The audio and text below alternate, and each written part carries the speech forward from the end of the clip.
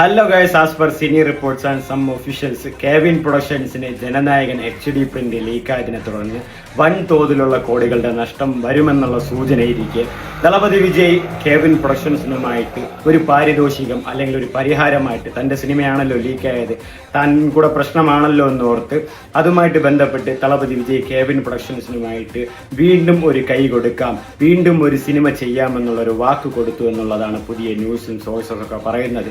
Cinema ചെയ്യാം, അല്ലെങ്കിൽ പാരിതോഷികം നൽകാം, ഒന്നല്ലെങ്കിൽ മോണിറ്ററി കോമ്പൻസേഷൻ, അല്ലെങ്കിൽ ഒരു സിനിമ. അപ്പോൾ ഇതെല്ലാം ഇലക്ഷന്റെ റിസൾട്ട് ബേസ് ചെയ്തിട്ടായിരിക്കും എന്നും കൂടെ അറിയുന്നുണ്ട്.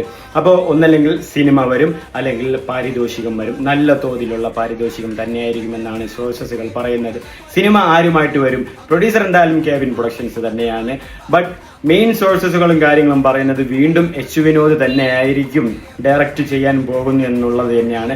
ബട്ട് എനിക്ക് തോന്നുന്നു കുറേ വേറെ സോഴ്സസുകളിലും, അല്ലെങ്കിൽ എനിക്ക് തോന്നുന്നു ഫാൻ ബേസും കുറേ പേരും കൂടെ പറയുന്നുണ്ട് അറ്റ്ലി, ലോകേഷ്, നെൽസൺ ഇവരൊക്കെ വന്നാൽ മതി എന്നുണ്ട്.